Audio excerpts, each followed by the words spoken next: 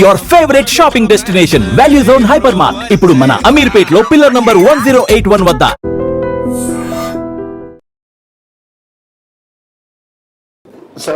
Sir మీరు intelligence గా ఉన్న సునీల్ సార్ టెంటింగ్ మీరు ఇంటెలిజెన్స్ గా ఉన్నప్పుడే మిమ్మల్ని రక్త పిశాచి అన్నారు మావోయిస్టులు గతంలో. ఇప్పుడు మావోయిస్టుల తీరుపై మీ డీజీపీ మార్క్ ఎలా ఉండబోతుంది? అది వాళ్ళు అన్ని రోజులు నాకే తెలియదు, కానీ మీరు మాత్రం అంటున్నారు. సార్ ఒకటి సార్ దేని గురించి అంటారు? డీజీపీ మన మావోయిస్ట్ మొత్తం అంతమైనట్టే అట్లా. ఇప్పుడు ఆల్రెడీ మొన్న కూడా నేను మేబీ ఎవరు టీవీలో మాట్లాడినప్పుడు చెప్పినాను, నేను వాళ్ళ యొక్క పాలిట్ బ్యూరో మెంబర్గా పనిచేసినటువంటి మల్లోజిల్ వేణుగోపాల్ ఎలియాస్ సోను ఆ మధ్యకాలం లాస్ట్ మంత్ అంటే August 15th నాడు ఆయన ఒక స్టేట్మెంట్ విడుదల చేసిండు, oral statement as well has written statement. ఏమనంటే, మేము సిద్ధంగా ఉన్నాము బయటికి రావడానికి, కొన్నాళ్ళ పాటు మేము పూర్తిగా యుద్ధాన్ని ఆపదలుచుకున్నాము. ఇది మా జనరల్ సెక్రటరీ ఉన్నప్పుడు బసవరాజ్ జనరల్ సెక్రటరీ చనిపోకముందే ఈ నిర్ణయం తీసుకున్నాం మేము. చైనా అండ్ రష్యాలో ఏదైతే ప్రజా పోరాట పంథాను వాళ్ళు అవలంబించినారో అది ఇక్కడ సక్సెస్ కాలేదు. ఇక్కడ ఉన్నటువంటి గ్రౌండ్ రియాలిటీ వేరు, అక్కడ ఉన్నటువంటి గ్రౌండ్ సిచ్యువేషన్ వేరు. గుడ్డిగా మనం వాళ్ళని అవలంబించినాము, అన్వయించుకునే ప్రయత్నం చేసినాము తెలంగాణ భారతదేశపు పరిస్థితులకు. కాబట్టి అది ఇంకా ఫెయిల్ అయింది మన దగ్గర. కాబట్టి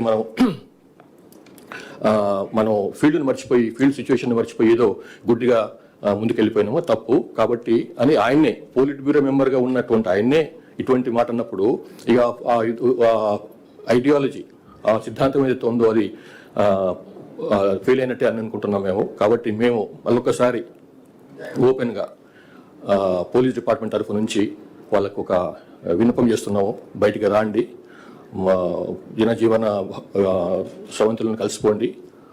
మీ మీద ఇట్లాంటి కేసుల విషయంలో కానీ ఇట్లాంటి విషయంలో మేము చాలా సింపథెటిక్గా ఉంటాము, సానుభూతితో వ్యవహరిస్తాము.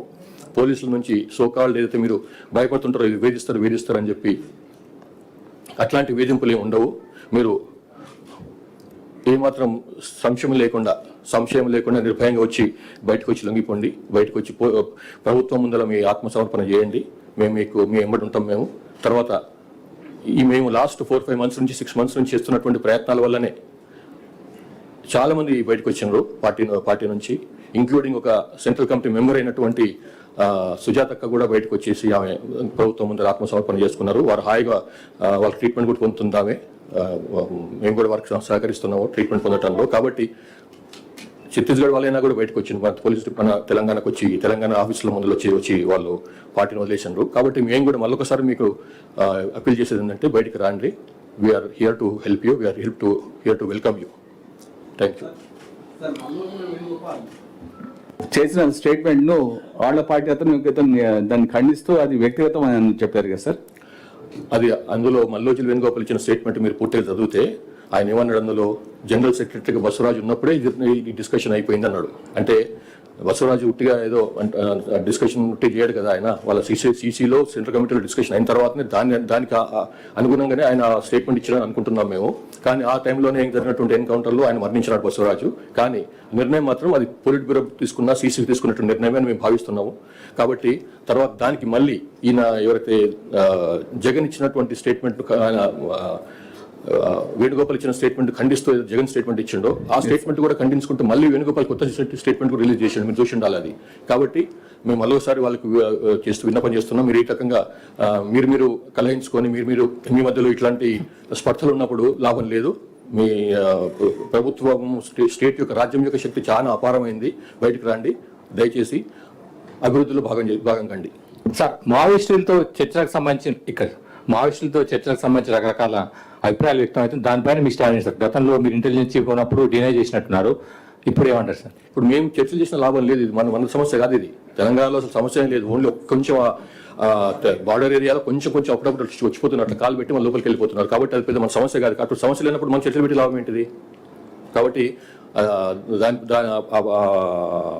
సమస్యలు లేనప్పుడు వాళ్ళతో మాట్లాడాల్సింది ఇది కాలేజ్ బయటకు రమ్మని కదా కాలిస్తుంది. అది కూడా చర్చలు చేసి కదా వాళ్ళతో మాట్లాడే వాళ్ళకి సంబంధించినటువంటి వాళ్ళతో మాట్లాడే మిమ్మల్ని బయటకు రమ్మని చెప్పి పిలుస్తున్నాం మేము. సో అది సంగతి. Sir Pramod Chaturvedi from ANI जी। आपको डीजीपी बनने पे बहुत सारी शुभकामनाएं। Thank you very much. हम ये जानना चाहेंगे कि क्या क्या चैलेंजेस होंगे, खास तौर से जब स्टेट लोकल बॉडी इलेक्शंस में जा रहा है, वैसे समय पे पॉलिटिकल एक्टिविटीज एजिटेशंस बहुत ज्यादा हो जाते हैं, तो उस पे आपकी ये चुनौती के साथ साथ और क्या क्या चुनौतियां होंगी? Thank you. ये चुनौती जो है इलेक्शंस के साथ साथ जो आप बता रहे हैं कि प्रोटेस्ट होंगे वगैरह, ये तो डेमोक्रेसी के अंदर जो है they are totally allowed to do any protest, there is no bar on that, absolutely no bar on that. So our request to this people only कि आप जो भी करना चाहते हैं एकदम डेमोक्रेटिक मीन्स पे करिए, कॉन्स्टिट्यूशनल मीन्स में करिए, don't go beyond that and will support you also. Sir మారుతున్న కాలానికి అనుగుణంగా సైబర్ క్రైమ్స్ కావచ్చు, ఎకనామిక్ అఫెన్స్ చాలా పెరుగుతుంది, దానికి సిబ్బంది కొరత చాలా ఉంది. మీరు దాన్ని చేయడానికి అంటే సిబ్బంది పెంచడానికి ప్లాన్ చేస్తారా, కొత్తగా పోలీస్ స్టేషన్ ఏర్పాటు చేస్తారా, ఎట్లా ఉండబోతుంది? పోలీస్ స్టేషన్ కొత్తగా ఏర్పాటు చేయాల్సింది నేను అనుకున్న అన్ని, నాకు తెలిసినంత వరకు అయితే అన్ని మండలాల్లో ఉన్నాయి. ఏదో ఒకటి రెండు మండల్స్ తగ్గున్నాయంటే ఈ మధ్యనే మళ్ళీ కొత్త జీవోలు ఇచ్చి ఆ మండల్స్లో కూడా కొత్త పోలీస్ స్టేషన్ ఏర్పాటు చేసినాము. కాబట్టి పోలీస్ స్టేషన్లను పెంచే కంటే కూడా వాళ్ళ యొక్క శక్తి సామర్థ్యాలు పెంచాలి, టాలెంట్ పెంచాలి, స్కిల్స్ పెంచి వాళ్ళని ఉపయోగించుకోవాలి. కాబట్టి ఓన్లీ జనాల్ని పెంచి జస్ట్ స్టాఫ్ని పెంచితే లాభం లేదు అని నా పర్సనల్ అభిప్రాయం. బట్ ఎనీవే వేకెన్సీ ఏవైతే ఉన్నాయో అవి తప్పకుండా పెంచుతాము.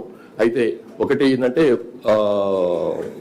నేను ఇంతకుముందు చెప్పిన బేసిక్ పోలీసింగ్లో భాగంగా కొంత ఫోర్స్ అవసరం ఉంటుంది. ఓన్లీ టెక్నాలజీ మీద ఆధారపడకుండా కొంత ఫోర్స్ అవసరం ఉంటుంది. అంటే బూట్స్ ఆన్ ద గ్రౌండ్ అంటారు. Boots on the ground is very important. అంటే బేసిక్ పోలీసింగ్లో ఇంపార్టెంట్ భాగం అది, ఎక్కడ కనిపించి విజిబుల్ పోలీసింగ్లో భాగం అది బూట్స్ ఆన్ ద గ్రౌండ్ అనేది. దానికి మేము చాలా ప్రాముఖ్యం ఇస్తాము. మీరు అన్నట్టుగా డెఫినెట్లీ కొంత ఫోర్స్ పెంచి చేసేందుకని చెప్పి ప్రభుత్వానికి ఆల్రెడీ మేము ప్రపోజల్ పెట్టినాము. Most probably will get reports. కూడా ఏర్పాటు చేయడం జరిగింది రాష్ట్ర ప్రభుత్వం. మళ్ళీ రిపీట్ చేయండి. డ్రగ్స్ ఫ్రీ తెలంగాణ మార్చేందుకు ఈగల్ టీమ్ ను ఏర్పాటు చేశారు. ఈ మధ్య చాలా వరకు అక్కడ కూడా మ్యాన్ పవర్ తక్కువ ఉందనే కూడా కొంచెం టైం పడుతుంది కదా. ఇప్పుడు మనము ఫోర్స్ తీసుకున్నప్పుడు జస్ట్ ఉన్నాడు ఒకడు అవైలబుల్ ఉన్నాడు కాబట్టి టికెట్ పోస్ట్ చేయలేము ఆయన్ని. ఆయన యొక్క బ్యాక్గ్రౌండ్ చెక్ చేసుకోవాలి. ఆయనకు ఆ పరమైనటువంటి పోస్ట్కి ఆ పరమైనటువంటి ఉద్యోగం సరిపోతారో లేదా కూడా చూసుకోవాలి. కాబట్టి అది చూసి ఇస్తున్నాము. ఇవన్నీ కూడా కొంచెం స్పెషలైజ్డ్ వింగ్స్ ఇవి.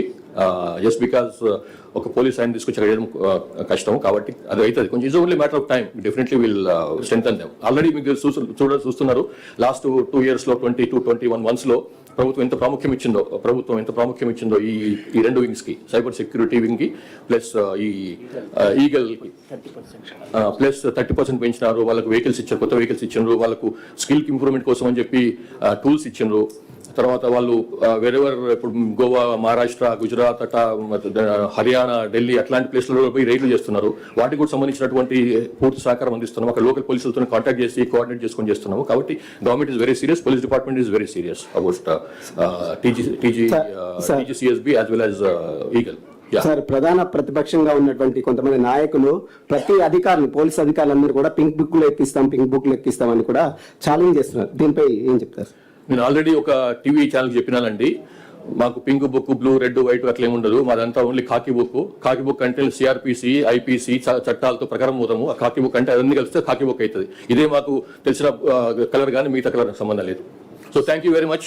సార్, సోషల్ మీడియాకి సంబంధించి ఇటీవల చాలా పోస్టులు వైరల్ గా మారుతున్నాయి. వారిపైన మీరు కఠినమైనటువంటి అంటే PD యాక్ట్ లాంటి కేసులు పెడతామని చెప్పేసి అని ఒక ఇన్ఫర్మేషన్ వస్తుంది. అది ఎంత? అట్లనేం లేదు, అట్లా తెలుసుకుంటాను మరి. కానీ ఒకటే సోషల్ మీడియా సంబంధించి ఇంతకుముందు కూడా చెప్పినాను నేను. వాళ్ళు వేరే వ్యక్తుల యొక్క శీలహననం చేయకుండా, క్యారెక్టర్ అసాసినేషన్ చేయకుండా, వాళ్ళ గురించి అబద్ధాలు మాట్లాడకుండా, వాళ్ళ గురించి ఇష్టం వచ్చినట్టు వాళ్ళ ఫ్యామిలీ మెంబర్స్ గురించి, వాళ్ళ ఫ్యామిలీ గురించి, వాళ్ళ వ్యక్తిత్వం గురించి అడ్డం రాస్తే మాత్రం తప్పకుండా యాక్షన్ ఉంటుంది. అట్లా కాకుండా ఫేక్ న్యూస్ అది కూడా చేయొద్దు. ఓన్లీ థింగ్ ఏంటంటే వాళ్ళు with in 4 walls of constitution లో ఏం రాసుకున్నా, ఏం విమర్శ చేసుకున్నా, ఏ సద్విమర్శ చేసుకున్నా, ఏ కన్స్ట్రక్టివ్ విమర్శ చేసుకున్నా, ఎట్లాంటి నిర్మాణాత్మకమైనటువంటి క్రిటిసిజం చేసినా కానీ దానికి మాకు మన నుంచి ఎట్లాంటి ప్రాబ్లం ఉండదు. కానీ అది దారి తప్పి అది నేరంగా మారితే మాత్రం తప్పకుండా విల్ ఎంటర్.